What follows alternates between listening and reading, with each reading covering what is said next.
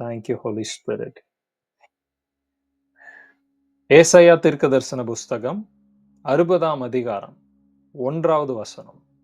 ஏசாயா தீர்க்கதரிசன புஸ்தகம் 60ஆம் அதிகாரம் 1வது வசனம் சொல்லுகிறது, எழும்பி பிரகாசி, உன் ஒளி வந்தது, கர்த்தருடைய மகிமை உன்மேல் உதித்தது அப்படின்றாரு. அதாவது இது பெரும்பாலும் வாக்குத்தத்தமா எல்லா இடத்துலயும் சொல்லப்படுகிற, பிரசங்கிக்கப்படுகிற ஒரு வேத பகுதி தான். ஆனா இந்த இரவு நேரத்துல இந்த கூடுகையில் இருக்கிற நமக்கு ஆண்டவர் என்ன சொல்றாரு அப்படின்னா, நீ இவ்வளோ நாள் உட்கார்ந்துட்டு இருந்த, இவ்வளோ நாள் மூளையில இருந்த, இவ்வளோ நாள் புலம்பிட்டு இருந்த, இவ்வளோ நாள் அழுதுட்டு இருந்த, இவ்வளோ நாள் வேதனைப்பட்டிருந்த, இவ்வளோ நாள் கண்ணீர் விட்டுட்டு இருந்த. ஆனா இனிமேல் நீ அப்படி இருக்க கூடாது. இனிமேல் நீ என்ன பண்ணிட்டு இருக்க கூடாது? ஆமா, நீ நீ மூளை முடுக்குல ஓடி போய் ஒளிஞ்சுகிட்டதெல்லாம் போதும், வெளியில வா. இவ்வளோ நாள் உனக்காக வாழ்ந்த, இவ்வளோ நாள் உன் குடும்பத்துக்காக வாழ்ந்த, இவ்வளோ நாள் உன்னுடைய விருப்பங்கள், ஆசைகள், ஏக்கங்கள், நோக்கங்கள், இதற்காக நீ வாழ்ந்த. இவ்வளோ நாள் உனக்கு நிறைய கமிட்மெண்ட் இருந்துச்சு. ஆனா ஆண்டவர் இந்த இரவு நேரத்துல நம்மள பார்த்து சொல்றாரு, இனிமேல் நீ எனக்காக எழும்பணும். இனிமேல் நீ எனக்காக பிரகாசிக்கணும். இனிமேல் நீ எனக்காக என்ன பண்ணணும்? கிரியை செய்யணும். ஏன்னா காடு நம்மள உருவாக்குன நோக்கமே அதுதான். நல்லா புரிந்து கொள்ளுங்க. சில பேரு ஒளி வந்ததுக்கு அப்புறம் எழும்பலான்னு சொல்லி ஒரு கூட்டம் இருக்குது. இன்னொரு கூட்டம் என்ன இருக்கு? எப்படிப்பட்ட கூட்டம் அப்படின்னா, நான் எழும்புறேன், அது நிச்சயமா ஒளியை என்னில என்ன பண்ணும்? கொண்டு வரும் அப்படின்னு சொல்லும். இந்த 2 கூட்டம் இருக்குது. நான் எழும்பினதுக்கு அப்புறம் ஒளி, நான் கர்த்தருக்காக எழும்பி கிரியை செய்வேன், அவர் என்ன பிரகாசிப்பிப்பாரு அப்படின்னு சொல்லி ஒரு கூட்டம் எழும்புது. இன்னொரு கூட்டம், இல்ல அந்த வெளிச்சம் வரட்டும், அந்த ஒளி வரட்டும், அப்புறம் நான் என்ன பண்றேன்? எழும்பி பிரகாசிப்பிக்கிறேன் அப்படின்னு சொல்லி அப்படி ஒரு கூட்டம் இருக்குது. ஆனா இந்த இரவு நேரத்துல ஆண்டவர் என்ன சொல்றாரு அப்படின்னா, 3வது ஒரு கூட்டம். என்ன கூட்டம் அப்படின்னா, தீர்க்க தரிசன கூட்டம். இந்த 3வது தீர்க்க தரிசன கூட்டத்திற்கு ஆண்டவர் தீர்க்க தரிசனம் கொடுத்து, எப்பா நான் சொல்றேன், நீ எழும்பு. புரியுதுங்களா? முன்னாடி இருக்கிற கூட்டம் வெயிட் பண்ணுது, அவர் சொல்லட்டும்னு சொல்லி. பின்னாடி இருக்கிற கூட்டம், அவர் சொல்லுவாரு, நான் செய்யறேன், நான் செஞ்சுக்கிட்டே இருக்கிறேன், அப்ப அவர் என்ன பண்ணுவாரு? ஒளி கொடுப்பாரு அப்படின்னு சொல்லி நான் கிரியை செய்யறேன். ஒரு கூட்டம் காத்திருக்குது, ஒரு கூட்டம் கிரியை செய்யுது. ஆனா இன்னொரு கூட்டம் இருக்குது. அந்த கூட்டம் கர்த்தருடைய சித்தத்தை, கர்த்தருடைய சத்தத்தை கேட்கிற கூட்டம். அந்த கூட்டத்தை பார்த்து ஆண்டவர் சொல்றாரு, எழும்பி பிரகாசி. இந்த இரவு நேரத்துல இந்த 3 கூட்டத்துல நீங்க எந்த கூட்டத்துல இருக்கிறீங்க? காத்திருக்கிற கூட்டமா இருக்கிறீங்களா? இல்ல நான் கிரியை செய்யறேன், அவர் அப்புறமா என்ன பண்றாரோ பண்ணிக்கிட்டோம், நான் என்ன செய்யணுமோ கிரியை செய்யறேன் அப்படின்னு கிரியை செய்து கொண்டிருக்கிற கூட்டம். 3வது கூட்டம், அவர் பேசுறாரு பாத்தீங்களா? இப்ப பேசிக்கிட்டு இருக்கிறார், உங்ககிட்ட அவர் பேசிட்டு இருக்கிறார். நீ என்ன பண்ற? ஆமா, உனக்காக ஓடி, உனக்காக பிரயாசப்பட்டு, மூளையில உட்கார்ந்து அழுது வருத்தப்பட்டு, இதுதான் பிரயோஜனம், இதுதான் அதுக்கான பெனிஃபிட். மறுபடியும் ஏன் அதுக்குள்ளேயே இருக்கிற? மறுபடியும் ஏன் அந்த ஒரு காரியத்துக்குள்ள இருக்கிற? ஆண்டவர் சொல்றாரு, எழும்பி பிரகாசி, எழும்பி பிரகாசி. கர்த்தருடைய வார்த்தை இன்று இரவு நம்ம எல்லாருக்கும் வருகிறது. நீங்களும் நானும் கர்த்தருக்காக எழும்பி பிரகாசிக்கணும். ஒண்ணு சொல்றேன், இந்த குடும்பம், பிள்ளை, நான் இந்த கமிட்மெண்ட்ஸ், இதெல்லாம் பாத்தீங்கன்னா கடைசி வரைக்கும் இது நம்மளை துரத்திக்கிட்டே தான் இருக்கும். இதுக்கு நம்ம செஞ்சுக்கிட்டே தான் இருக்கணும். எவ்வளோ செஞ்சாலும் பத்தாது. இன்னொன்னு, அதனால பிரயோஜனம் வரும்னு நான் சொல்ல மாட்டேன். அதனால நீங்க செய்யக்கூடாதுன்னு நான் சொல்லல. தேவனுக்கு முதலாவது முக்கியத்துவத்தை கொடுங்கன்னு நான் சொல்றேன். புரியுதுங்களா? தேவனுக்கு இம்பார்ட்டன்ஸ் கொடுங்க. கர்த்தருடைய ராஜ்யத்துக்கு, கர்த்தருடைய வசனத்துக்கு, கர்த்தருடைய வார்த்தைக்கு முக்கியத்துவத்தை கொடுங்க. அப்படி நீங்க கொடுக்க ஆரம்பிக்கிற அந்த சந்ததியை தான் கர்த்தர் என்ன பண்ணுவார்னா தனக்காக ரைஸ் பண்ணுவார். நல்லா புரிந்து கொள்ளுங்க.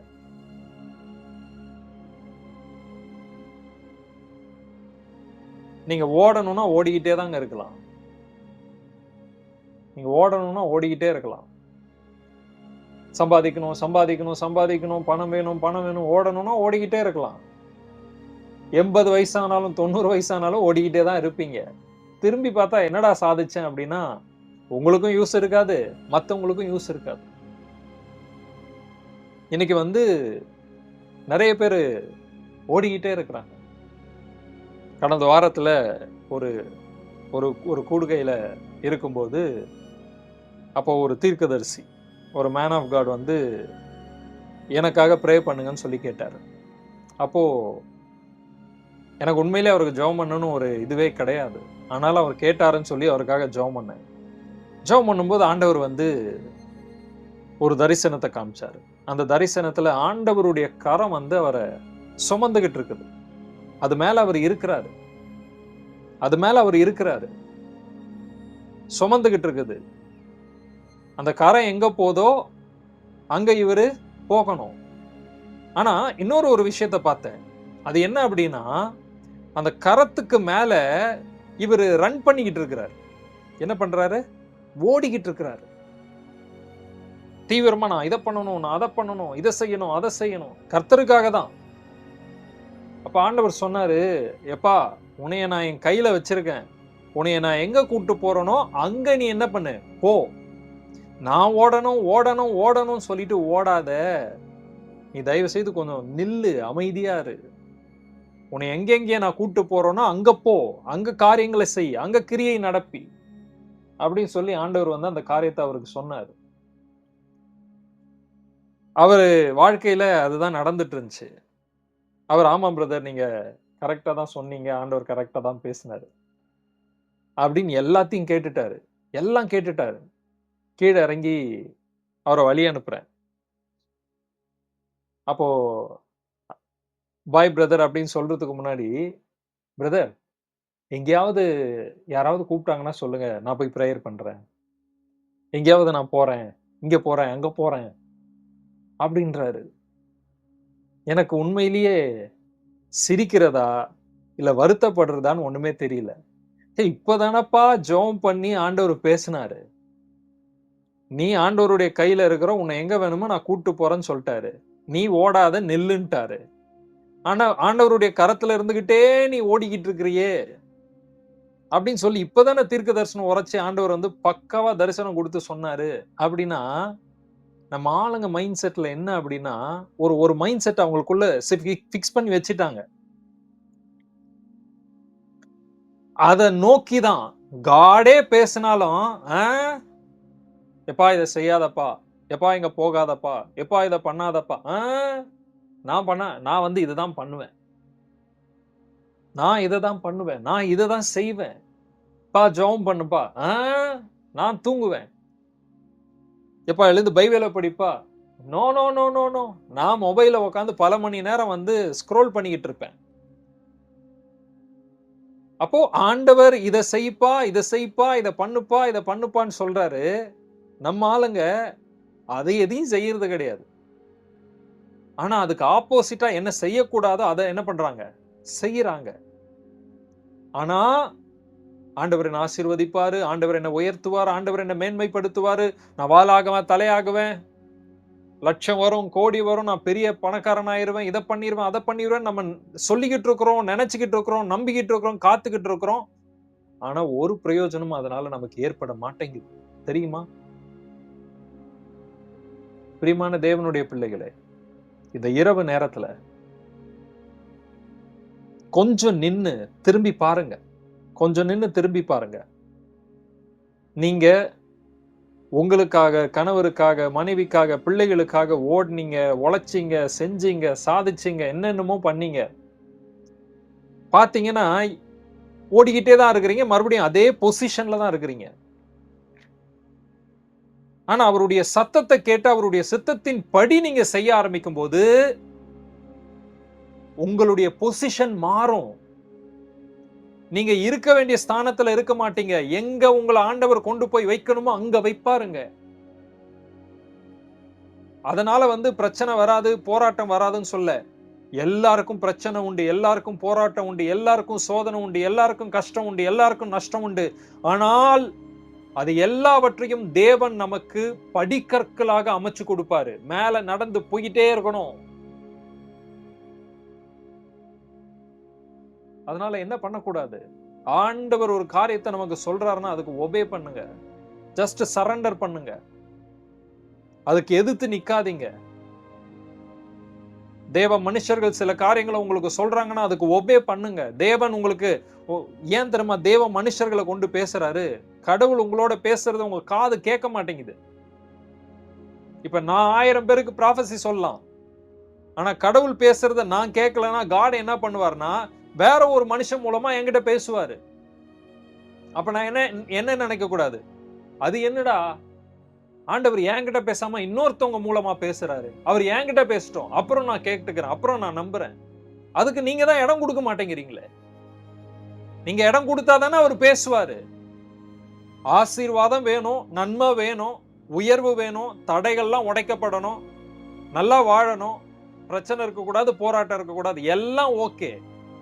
ஆனா அவர் என்ன சொல்றாரோ அதை செய்வதற்கு உங்களுடைய இருதயம், சிந்தனை அதை நோக்கி வருகிறதா அப்படின்ற ஒரு கேள்வியை மட்டும் நீங்க கேட்டு பாருங்க.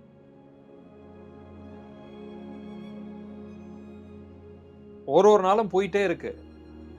நாள் போக போக வருஷம் போகுது, வருஷம் போக போக வயசு ஏறிக்கிட்டே இருக்குது. ஆனா இன்னும் நான் இப்படியே தான் இருப்பேன், இல்ல இன்னையும் நான் இப்படிதான் பிரதர் இருக்கிறேன் அப்படின்னா, என் வாழ்க்கையில ஒரு மாற்றமும் இல்ல அப்படின்னா, அந்த ஆண்டவருடைய கையில நீங்க ஓடிக்கிட்டு இருக்கிறீங்க.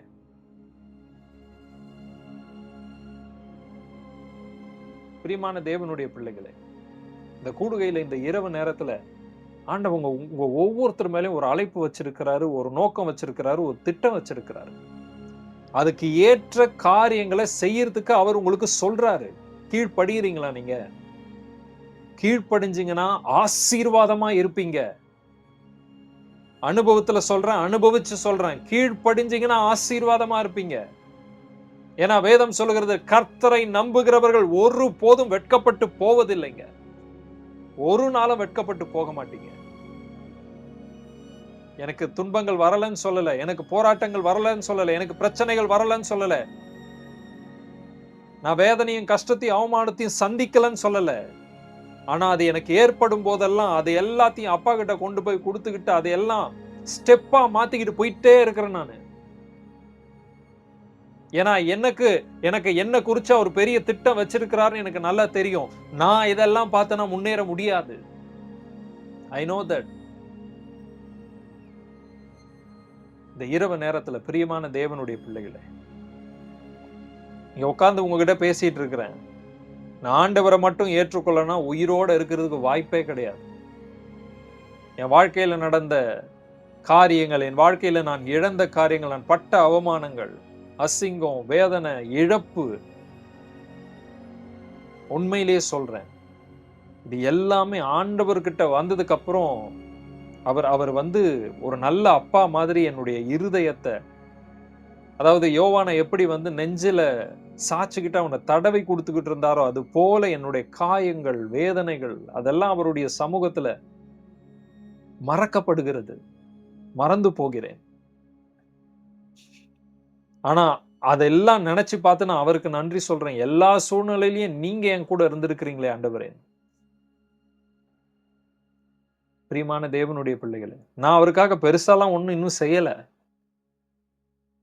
அவர் என்ன சொல்றாரோ அத செய்யறதுக்கான முயற்சி என்னால முடிஞ்சதை நான் செய்யறேன். கோயம்பேடுல இருந்தேன், கிளம்புனாரு, கிளம்பிட்டேன். வான்னு சொன்னாரு, வந்துட்டேன். உட்காருன்னு சொன்னாரு, உட்கார்ந்துட்டேன். எல்லாத்தையும் விடுன்னு சொன்னாரு, விட்டுட்டேன். என்னைய பத்தி என்னுடைய நண்பர்கள், என் கூட இருந்தவங்க கிட்ட எல்லாம் கேட்டு பாருங்க. சும்மாவே வீட்ல உட்கார மாட்டேன். ஓடிக்கிட்டே இருக்கிற ஆளு. ஏதாவது செஞ்சுக்கிட்டே இருப்பேன் நானு. சும்மா என்னால உட்கார முடியாது. எனக்கு அது அவ்ளோ கஷ்டம். அதுலயும் வீட்ல உட்கார்றது ரொம்ப ரொம்ப கஷ்டம். ஆனா இன்னைக்கு பாத்தீங்க அப்படின்னா, வெளியில போறதுக்கு எனக்கு வந்து உண்மையிலேயே விருப்பம் கிடையாது. காட் எல்லாத்தையும் சேஞ்ச் பண்றாரு. எது முக்கியம், எது முக்கியம் இல்ல. நான் பெருசா ஊழியம் செய்யணும், இத பண்ணணும், அத பண்ணணும், பெரிய பெரிய காரியங்களை செய்யணும்ன்றது தான் என்னுடைய டிசையர். இப்ப எனக்கு அதெல்லாம் ஒரு டிசையரும் கிடையாது. எனக்கு இருக்கிற ஒரே டிசையர், அவர் கூட சஞ்சரிக்கணும். வேற எந்த ஆசையும் கிடையாதுங்க எனக்கு. வேற எந்த ஆசையும் கிடையாது. அவர் கூட சஞ்சரிக்கணும், அவர் சத்தம் கேட்கணும், அவர் என்ன சொல்றாரோ அதை செஞ்சுட்டு போயிட்டே இருக்கணும். பேய் ஓட்டுனா போய் ஓட்டுவோம், வியாதி சுகமாக்குனா சுகமாக்குவோம், அவர் சொல்லட்டும். பிரதர் ஆல்ரெடி சொல்லியிருக்கிறார் பிரதர். ஆமா, என்கிட்ட சொல்லட்டும், நான் காத்துட்டு இருக்கிறேன் அதுக்காக தான். புரியுதுங்களா? என்னால அந்த ப்ராஃபட்டிக் வேர்டு வந்த உடனே நான் எழும்பி கிரியை செய்ய ஆரம்பிச்சேன்னா மிராக்கிள் என் வாழ்க்கையில நான் பார்த்திருக்கிறேங்க, நிறைய பார்த்திருக்கிறேன். இப்ப என்னால எழும்பி ஓட முடியாதுன்னு கிடையாது, என்னால எழும்பி மத்தவங்கள மாதிரி மினிஸ்ட்ரி பண்ண முடியாதுன்னு கிடையாது. நிறைய பேர் வந்து என்னைய கூப்பிடுறாங்க, வீட்டுக்கு வாங்க பிரதர் ஜெபம் பண்றதுக்கு. நான் போறது இல்லையே, ஏன் போக கூடாதுன்னு கிடையாது. இந்த கூடுகையில இருக்கிற நிறைய பேர் அவங்க வீட்டுக்கு பிரேயர் பண்றதுக்கு கூப்பிடுறாங்க, நான் போக கூடாதுன்னு கிடையாது, போக முடியாதுன்னு கிடையாது. ஆனா எனக்கு லீடிங் வரணும்னு சொல்லி நான் வெயிட் பண்ணிட்டு இருக்கிறேன். எனக்கு லீடிங் வந்துச்சுன்னா போனை நானே போட்டுருவேன், நான் வரேன் உங்களுக்கு. I'm waiting for his word, I'm waiting for his presence. இந்த ஐக்கியத்தை ஏற்படுத்தணும்னு சொல்லி நீங்க நினைக்கலாம், என்ன பிரதர் வர மாட்டேங்கிறாரு அப்படின்னு சொல்லி யோசிக்கலாம். சும்மா நான் அவர் சொல்லி வந்தேன்னா உங்களுக்கும் எனக்கும் யூஸா இருக்குங்க, பிளஸ்ஸிங்கா இருக்கும், அதுதான் ஆசீர்வாதம். அவர் சொல்லாம என்ன உங்க பிரதர் எப்படி சிஸ்டர் நல்லா இருக்கீங்களா, வந்து உங்களை பார்த்து டீ காஃபி குடிச்சிட்டு இல்லை சாப்பிட்டுட்டு நான் கிளம்புறதுனால ஒரு பிரயோஜனம் இருக்காது. ஆனா அவர் சொல்லி வந்தேன் அப்படின்னா அந்த அபிஷேகத்தை அவர் கொடுப்பாரு, அந்த ஆசீர்வாதத்தை கொடுத்து அனுப்புவார், அந்த விடுதலையை கொடுத்து அனுப்புவார், அந்த சுகத்தை கொடுத்து அனுப்புவார், பலத்தை கொடுத்து அனுப்புவார், மாற்றம் உண்டாகும். அதனால I am waiting for his word. Even சும்மா எங்கன்னா யாராவது ஒரு ஃப்ரெண்ட்லியா வீட்டுக்கு போறது கூட இன்னைக்கு எனக்கு என்ன பண்ண மாட்டேங்குது, தோண மாட்டேங்குது. I am waiting for his word. புரிந்து கொள்ளுங்க. இந்த இரவு நேரத்தில் இந்த கூடுகையில் இருக்கிற நம்மளை பார்த்து ஆண்டவர் சொல்றாரு, எனக்காக நீ எழும்பி பிரகாசி, எனக்காக நீ எழும்பி பிரகாசி. உனக்காக இவ்வளவு நாள் ஓடனல, எனக்காக எழும்பி பிரகாசி. இனி எழும்பி பிரகாசிக்கும் போது ஆண்டவர் என்ன சொல்றாரு, நம்மளை எழும்ப சொல்றாரு. எழும்புனா நமக்குள்ள இருக்கிற வெளிச்சத்தை அவர் என்ன பண்ணுவாரு, அவர் தான் ஒளி, அவர் தான் வெளிச்சம். நானே நீங்கள் உலகத்துக்கு வெளிச்சமா இருக்கிறீர்கள் சொல்லியிருக்கிறார்ல, அவருக்காக நீங்க நிற்கும் போது, அவர் சொல்ற வார்த்தைக்கு கீழ்ப்படிஞ்சு நீங்க கிரியை செய்யும் போது, இன்னொன்னு சொல்ற நல்லா புரிஞ்சுக்குங்க, God's word, God's prophetic word, it's based upon the timing. அந்த டைமிங்க்கும் அதுக்கும் பயங்கரமான ஒரு கனெக்ஷன் இருக்கு. என்னைய பொறுத்த வரைக்கும் எனக்கு God word வந்துச்சுன்னா அதை உடனே செய்யணும், ஒரு செகண்ட். புரியுதுங்களா? இந்த ஒரு நாள் தள்ளி போடுறது, ஒரு வாரம் தள்ளி போடுற கதையே வச்சுக்க மாட்டேன். எனக்கு வந்துச்சுன்னா அதை உடனே செய்வேன். அது என்ன ஒரு காரியமா இருந்தாலும் சரி, எவ்வளவு பெரிய மனுஷனா வேணா இருக்கட்டும், என்ன காரியமா வேணா இருக்கட்டும், எனக்கு அதை பத்தி கவலையே கிடையாது. அதை சொன்னா அவர் சொன்னாருன்னா அதை உடனே நான் செஞ்சாகணும். போய் பாருனாருன்னா உடனே கிளம்பி போய் பார்த்துடணும். நான் டிலே பண்ணி பரவாயில்ல நாளைக்கு போய்க்கலாம் அப்படின்னு நினைச்சேன்னு வச்சுக்கோங்களேன், அந்த டைமிங் மிஸ் ஆயிடும். அந்த டைமிங் மிஸ் ஆயிருச்சு அப்படின்னா டோட்டலா ஒரு பெரிய ஆசீர்வாதத்தை நம்மளும் இழந்துருவோம். அவர் யாருக்கு இல்ல எதுக்கு செய்ய சொல்லி சொல்றாரோ அந்த திட்டமும் என்ன பண்ணிடும், ஃப்ளாப் ஆயிடும். நல்லா புரிஞ்சுக்குங்க. இன்னைக்கு காட் நம்ம கிட்ட எவ்வளோ பேசிக்கிட்டு இருக்கிறாரு, எவ்வளோ முறை பேசிக்கிட்டு இருக்கிறாரு, எவ்வளோ காரியங்களை பேசிக்கிட்டு இருக்கிறாரு. ஒபே பண்றோமா, நம்ம கீழ்படுகிறோமா, நம்ம மறுபடியும் மறுபடியும் மறுபடியும் பின்னாடி வந்து வந்து வந்து பேசிக்கிட்டே இருக்கிறாரா இல்லையா? எவ்வளவு தடவை பேசுவாரு, இன்னும் எத்தனை முறை? நீங்க கடவுளுடைய நேரத்தை மிஸ் பண்ணிக்கிட்டு இருக்கிறீங்க. காட் உங்களுக்கு கொடுக்கிற ஆப்பர்ச்சுனிட்டி, காட் உங்களுக்கு வச்சிருக்கிற ஆசீர்வாதம், நன்மை, அதை எல்லாத்தையும் இழந்துட்டு இருக்கிறீங்கன்றதை மறந்து போகாதீங்க தயவு செய்து. காட் உங்களுக்கு ஒரு காரியத்தை சொல்லி அதை செய்யணும்னு சொல்லி நீங்க அப்படியே உடனே நீங்க அதுக்கு ஒபே பண்ணீங்க அப்படின்னா அதுக்கு ஒரு ஆசீர்வாதம் இருக்குங்க, நிச்சயமா சொல்றேன். Every single obedience as a great blessings, நிச்சயமா அதுல இருக்கு. உலகத்துல நீங்க 8 மணி நேரம் வேலை செஞ்சா உலகத்து மனுஷனே உங்களுக்கு சம்பளம் கொடுக்கும் போது, பரலோகத்துல இருக்கிற என் பிதா, என் தகப்பன் அவருடைய வார்த்தைக்கு கீழ்ப்படியும் பொழுது உங்களை நிச்சயமா அவர் ஆசீர்வதிப்பாருங்க, நிச்சயமா உங்களை உயர்த்துவாரு, நிச்சயமா உங்களை மேன்மைப்படுத்துவாரு. இங்க வசனம் சொல்லுது, நீ எழும்பி பிரகாசி. ஏன் எழும்பணும், எதுக்கு எழும்பணும் தெரியுமா? இந்த உலகம் ஃபுல்லா இருள்ல இருக்கு. உன்னை நான் வெளிச்சமா சூஸ் பண்ணியிருக்கேன். நீ எழும்பு, ஒளியா எழும்பு. இருளில் இருக்கிற மக்களுக்கு வெளிச்சமா நீ போ. நீ போகும்போது உனக்குள்ள இருக்கிற வெளிச்சம் அந்த இருளிலே பிரகாசிக்கும்.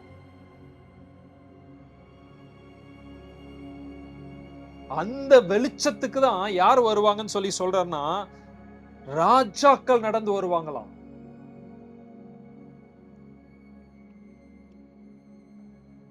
இன்னைக்கு நம்ம கூட ஒண்ணும் இல்ல. நேத்து நான் ஒரு பெருமையா சொல்லிக்கல, தயவு செய்து ரொம்ப தாழ்மையோட சொல்லிக்கிறேன். நேத்து நேரு ஸ்டேடியம்ல sports meet, school sports meet. So கடவுள் அங்க ஒரு அது என்ன சொல்லுவாங்க அப்படின்னா, அந்த பிடிஏ அதுல ஒரு பொசிஷன், புரியுதுங்களா? செக்ரட்டரி அப்படின்ற ஒரு பொசிஷன் ஆண்டவர் கொடுத்து வச்சிருக்காரு. ஆனா நான் ஒரு நாளும் அதுல இன்ட்ரெஸ்ட் காமிச்சது கிடையாது. ஆனா அந்த மீட்டிங்க்கு வேற ஆப்ஷனே இல்ல. நான் தான் போய் ஆகணும்ன்றதுனால போனேன். போயிட்டு போன வருஷமும் நான் இருந்தேன். ஒண்ணும் பெருசா செய்யல. இந்த வருஷமும் போனேன். விருப்பமே இல்ல. போயிட்டு எல்லாரும் முன்னாடி ஒரு ரோ, விஐபிஸ் உட்கார்ற அந்த முன்னாடி ரோ. புரியுதுங்களா? நான் என்ன பண்றேன், பின்னாடி அப்படியே ஒருத்தர் கூட பேசிட்டு போய் பின்னாடி அப்படியே சைலண்டா பின்னாடி அப்படியே உட்கார்ந்துக்குவோம் அப்படின்னு சொல்லிட்டு உட்கார்றேன். முன்னாடி இருக்கிறவர் கூப்பிடுறாரு. இந்த சேர் உங்களுக்கு தான் போட்டிருக்கு. முன்னாடி வந்து உட்காருங்க. நீங்க இங்க தான் உட்காரணும் அப்படின்ற. எனக்கு அந்த இடத்துல உட்கார்றதுக்கு அவ்வளோ கூச்சமா இருந்துச்சு. கஷ்டமா இருந்துச்சு. என்னடா இவ்ளோ விஐபிஸ்க்கு பக்கத்துல நம்ம உட்கார்றோமே. ஒண்ணுமே புரியல எனக்கு. நான் உட்கார்ந்துட்டேன். சரி நம்ம பாட்டு என்ன ஒரு பிரசன்ட் போட்டு போறதுன்னா என்ன செய்ய போறோம் அப்படின்னு. கொஞ்ச நேரம் கழிச்சு 2 விஐபிஸ் வந்திருந்தாங்க. கவர்மெண்ட் போஸ்ட்ல இருக்கிற பெரிய பெரிய ஆட்கள். அப்ப அந்த மைக்ல சொல்றாங்க. அந்த மைக் அந்த ஹோல் நேரு ஸ்டேடியம் ஃபுல்லா ஒலிக்குதுங்க. அந்த மைக்ல சொல்றாங்க, John Philip will give the கிஃப்ட்ன்றாங்க. எனக்கு அப்படியே ஒரு மாதிரி ஆயிருச்சு. என்னடா? அப்போ ஒரு கிஃப்ட் எல்லாமே அவங்க ரெடி பண்ணி வச்சாங்க. முன்னாடி போய் நின்னு அந்த கிஃப்ட்ட வாங்கி அவர் கையில குடுத்துட்டு ஒரு போட்டோ எடுத்தாங்க. ஜஸ்ட் உட்கார்ந்து யோசிக்கிறேன். இதுக்கெல்லாம் நான் தகுதியா ஆண்டவரே? ஐ அம் நாட் வொர்த்தி ஃபார் தட். மேடையில உட்கார வைக்கிறீங்க, கிஃப்ட்ட ஒரு விஐபிக்கு குடுக்க வைக்கிறீங்க, மைக்ல பேரை சொல்ல வைக்கிறீங்க. இவ்ளோ நடந்துச்சு ஆண்டவரே. இதுக்கெல்லாம் நான் வொர்த்தா ஆண்டவரே? விஷயம் என்னன்னா ஒண்ணே ஒண்ணுதான். ஐ அம் நாட் வொர்த்தி ஃபார் திஸ். இது எதுக்குமே நான் தகுதி இல்லாதவன். எனக்கு தெரியும். என் பிள்ளைங்களுக்கு நான் பாடம் சொல்லிக் கொடுக்கும்போது கூட சொல்லுவேன். டேய் எனக்கு மேத்ஸ் வராதுடா. நான் ஒரு இதுவுடா. எனக்கு ஒண்ணுமே நான் சரியா படிக்கலடா. உங்க அம்மா அளவுக்குலாம் நான் படிக்கலடா. நான் ரொம்ப இதுவுடா அப்படின்னு சொல்லுவேன். ஆனா ஆண்டவர் கொண்டு போய் உட்கார வச்சு உயர்த்தின விதமே வேற. நேத்து அதை பார்த்து நான் ஆண்டவருக்கு நன்றி செலுத்துறேன். வேற லெவல். இதெல்லாம் எப்படிங்க கிடைச்சது? நான் கோயம்பேட்டுல இருந்திருந்தா கிடைச்சிருக்குமா? நடந்திருக்குமா? அவருடைய வார்த்தைக்கு கீழ்ப்படியும் பொழுது எல்லா இடத்திலையும் அவர் தலையை உயர்த்துவாருங்க. உயர்த்துவார். நான் தேடி போல. இந்த பிடிஏக்கு செக்ரட்டரியா எல்லாரும் அடிச்சு புடிச்சுன்னு அந்த போஸ்டுக்கு, புரியுதுங்களா? நான் வரணும்னு சொல்லும்போது நான் அந்த போஸ்டுக்கு நான் கையை தூக்கவே இல்லை. என்னைய வேற ஒருத்தர் சூஸ் பண்ணிட்டார். பிரசிடென்ட் என்ன சூஸ் பண்ணாரு. இவர் இதுவா இருக்கட்டும், ஜான் இருக்கட்டும், அவர் என்னை பார்த்தது கூட கிடையாது. அதான் ஃபர்ஸ்ட் பாக்குறேன். ஆனா அங்க காட் ஒரு பிளான், ஒரு ஃபேவர். கடவுளுடைய வழி, கடவுளுடைய ஆச்சரியமான அங்க அதாவது ராஜாக்கள் நம்மளை தேடி வருவாங்க. நான் அந்த இடத்துல புரிஞ்சுக்கிட்டது ஒண்ணுதான். நம்மள ஒளியா வச்சிருக்கிறார். நமக்குள்ள ஒளியா அவர் இருக்கிறார். அவர் வெளிப்படுறார். அப்ப அந்த ஒளி எங்க போனாலும் பிரகாசிக்கும்.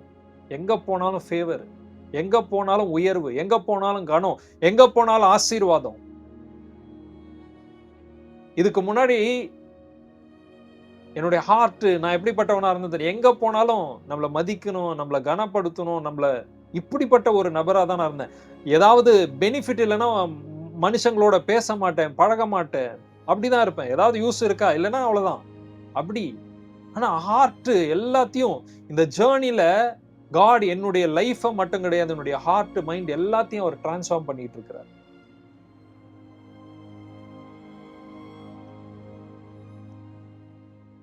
நம்ம முன்னாடி நிக்க கூடாதுடா, மத்தவங்கள முன்னாடி தள்ளுவோம். முன்னாடி எல்லாம் அப்படி கிடையாது. நம்ம முன்னாடி நிக்கணும், நம்ம முன்னாடி செய்யணும், நான் அதை எல்லாத்தையும் அடிச்சு நொறுக்கி நம்ம கிடையாது, மத்தவங்க முன்னாடி நிக்கட்டும், மத்தவங்க முன்னேறட்டும், மத்தவங்க செய்யட்டும். அப்படிதான். ஆனா ஸ்பிரிட் லீடிங் வந்துருச்சுன்னு வச்சுக்கோங்களேன், அப்போ நான் அந்த இடத்த மட்டும் நான் யாருக்கும் விட்டு கொடுக்க மாட்டேன். ஐ won't give that place to anybody. யாரா வேணா இருக்கட்டும். இந்த ஸ்பிரிட் லீடிங் வந்துச்சுன்னா யாரு என்ன ஏது எதுவும் பார்க்க மாட்டேன். அவர் என்ன சொல்றாரோ அதை மட்டும் செஞ்சுட்டு போயிட்டே இருப்பேன். பிரியமான தேவனுடைய பிள்ளைகளே, உங்களை தேடி ராஜாக்கள் வரணும் அப்படின்னு சொல்லி நீங்க மனுஷங்களை தேடி நீங்க ஓடிக்கிட்டு இருக்கிறீங்களே, ஓடுறீங்கல்ல. அவனை போய் பார்த்தா ஒரு 500 ரூபாய் கிடைக்கும், ஒரு 1000 ரூபாய் கிடைக்கும். இவனை போய் பார்த்தா ஒரு நல்லது நடக்கும். அவனுக்கு நம்ம ஃபேவரா செஞ்சா ஏதாவது நம்மளுக்கு பிளெஸிங் இருக்கும். ஒண்ணு கூட நடக்காது. அடிச்சு சொல்றேன், எழுதி வச்சுக்குங்க. ஒண்ணு கூட நடக்காது. அப்படியே ஓடிக்கிட்டே தான் இருக்கணும். ஆனா கர்த்தர் உங்களுக்கு என்ன சொல்லுகிறார், அந்த வார்த்தைக்கு கீழ்ப்படிஞ்சு நீங்க அதை செய்யும் பொழுது, உண்மையிலே சொல்றேன், நீங்கள் வாளாகாமல் தலையாகி கீழாகாமல் மேலாவீர்கள். இது கூட பரவாயில்லைங்க. 60:12 சொல்றாரு பாருங்க, உன்னை ஒரு ஜாதி சேவிக்குமா, உன்னை சேவிக்காத ஜாதி அழியுன்றாரு. எது? உன்னை தேடி வருவாங்க, உன்னை சேவிப்பாங்க, உன் பாதம் பணிவாங்க. உன்னை எவனாவது நக்கலா பார்த்தான்னு வச்சுக்கேன், ஏய் இவன் என்ன பெரிய ஆளா, அவன் அழிஞ்சிருவான். நான் சொல்லல, வசனம் சொல்லுது. உன்னை சேவிக்காத ஜாதியும் ராஜ்யமும் அழியும். அப்ப யோசிச்சு பாருங்க, காட் நம்மளை எந்த லெவலுக்கு உயர்த்தி வைக்கணும்னு விரும்புறார் என்று. பிரியமான தேவனுடைய பிள்ளைகளே, இன்று இரவு இந்த கூடுகையில் இருக்கிற உங்கள் ஒவ்வொருவரையும் ஆண்டவர் ஆசீர்வதிக்கணும், உயர்த்தணும், மேன்மைப்படுத்தணும் விரும்புறாரு. உங்கள் ஒவ்வொருவரையும் அவர் ராஜாக்களாக, ஆசாரியர்களாக பார்க்கிறாரு. உங்களை தேடி ராஜாக்கள் வரணும்னு சொல்லி அவர் விரும்புகிறாரு. ஆனா நீங்க இன்னைக்கு மனுஷங்களை தேடி ஓடிட்டு இருக்கிறீங்க, ஊழியக்காரங்களை தேடி ஓடிட்டு இருக்கிறீங்க. அங்க நடக்கும், இங்க நடக்கும், எனக்கு அவங்க கொடுப்பான், இவங்க கொடுப்பான், ஆசீர்வாதம் இப்படி வந்துரும், அப்படி வந்துரும். தேவனிடத்திலிருந்துதான் நன்மையான எந்த ஈவும் பூரணமான எந்த வரமும் வரும், வேற எங்க இருந்தும் வராது. அவருடைய வார்த்தைக்கு கீழ்ப்படிங்க, அதுதான் உங்களுக்கு ஆசீர்வாதத்தை கொடுக்கும். இந்த மெசேஜ் கேட்டுட்டும் நீங்க மறுபடியும் இப்படிதான் இருப்பேன்னா எனக்கு ஒரு பிரச்சனையும் கிடையாது. ஆனா நான் இந்த பொசிஷன்ல இருக்க மாட்டேன், இருக்கவும் கூடாது. ஐ அம் கோயிங் டு அப், தொடர்ந்து மேல போயிட்டே நான் இருப்பேன். தயவு செய்து இந்த இரவு ஒரு டிசிஷன் எடுங்க. ஆண்டவரே, உங்க வார்த்தைக்கு நான் ஒப்பு கொடுக்கிறேன், நீங்க என்ன சொல்றீங்களோ நான் செய்யறேன். தெரியும், உங்களுக்கு தெரியும். இன்னொரு தடவை ப்ராஃபஸியா காட் பேசணும்னு எதிர்பார்க்காதீங்க. உங்களுக்கு தெரியும் நீங்க என்ன பண்ணணும்னு உங்களுக்கு தெரியும். அதை பண்ணுங்க, ஒப்பு கொடுங்க, அர்ப்பணிங்க. இப்படியே போச்சுன்னா அப்படியே லைஃப் போயிட்டே தான் இருக்கும். விளையாட்டு கிடையாது வாழ்க்கைன்றது. ஒவ்வொரு நாளையும் நம்ம இழந்துகிட்டு இருக்கோம். பட் நீங்க அவரை பிலீவ் பண்ணி அவரை ஒப்பு கொடுத்து பாருங்க. God is going to restore everything in your life. உங்க வாழ்க்கையில் இருக்கிற எல்லாம், நீங்க இழந்த எல்லாத்தையும், பலனா இருக்கட்டும், பணமா இருக்கட்டும், நன்மையா இருக்கட்டும், ஆசீர்வாதமா இருக்கட்டும், சுகமா இருக்கட்டும், எல்லாத்தையும் he can restore. அவர் மறுபடியும் நம்மை ஆசீர்வதிக்க, திருப்பி தர முடியும். நிச்சயமா அதை செய்வார். அவரை நம்புங்க, அவரை பிடிச்சுங்க, அவருக்கு முக்கியத்துவம் கொடுங்க. கர்த்தர் உங்களை ஆசீர்வதிப்பார். நம் கண்களை மூடி ஜெபிப்போம்.